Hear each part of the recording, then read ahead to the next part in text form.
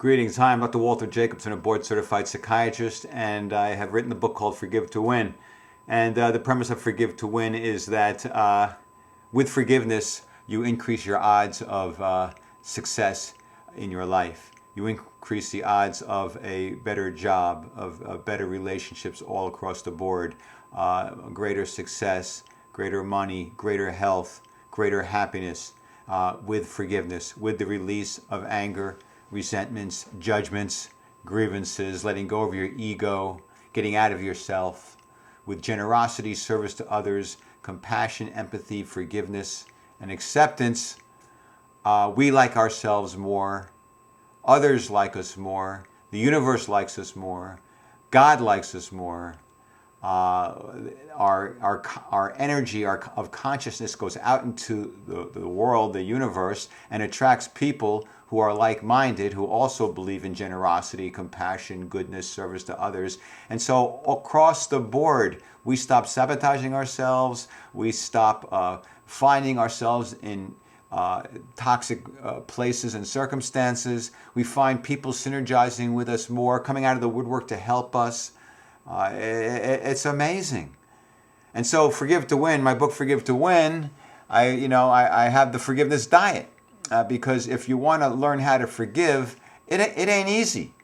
People resist forgiving others. They have a hard time releasing resentment and anger and forgiving others. The most important thing that they could do, they resist doing. They fight it and they challenge it. They resent having to forgive. They don't think it's right or fair. There's all sorts of excuses and reasons. But ultimately, all those excuses and reasons are mistakes. We need to let go of our ego. We need to forgive for our own peace of mind. We need to forgive for our own happiness, to let us out of our own sense of victimhood long after we've been victimized. So I created the Forgiveness Diet, which is, uses various tools to help you to forgive even though you resist it.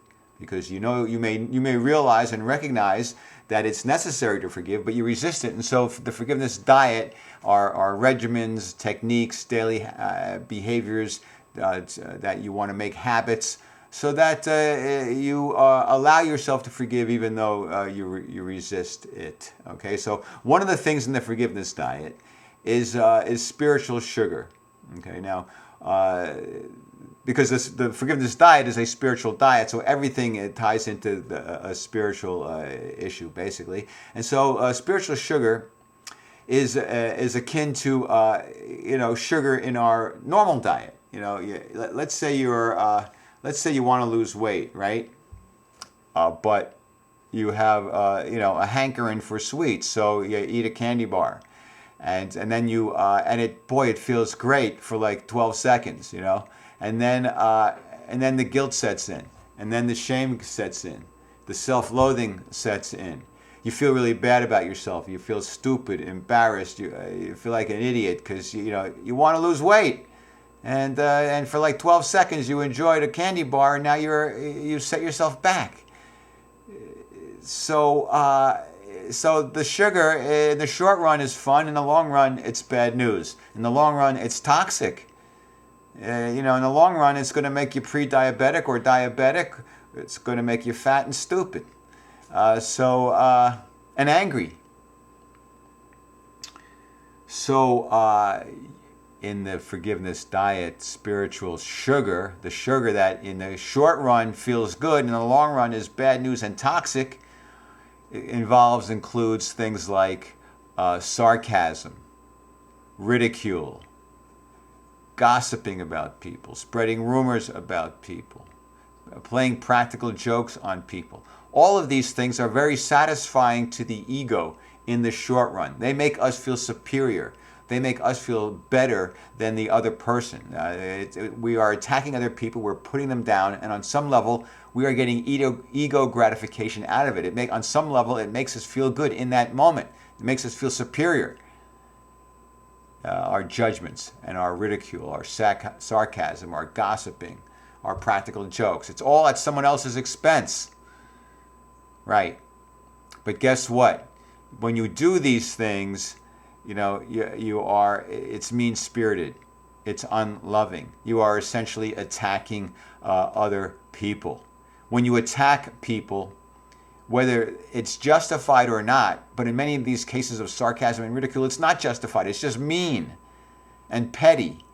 When you do this, when you attack other people with your sarcasm and ridicule, on some level, you don't like yourself for it. At an unconscious level, it fills you with guilt and shame and self-loathing for being such a petty, tiny little person who gets joy out of embarrassing or shaming others. It's a form of bullying.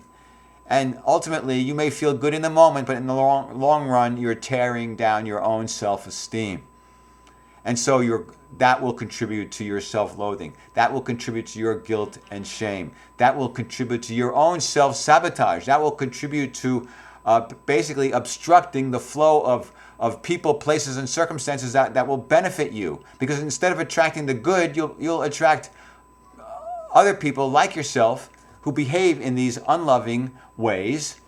And and suddenly you'll have obstacles rather than prosperity and success cross your path.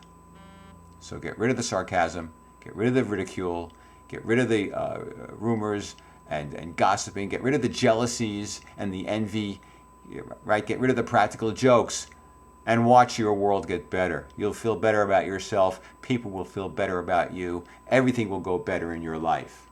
All right, that's it. Take care. Peace be with you. See you next time.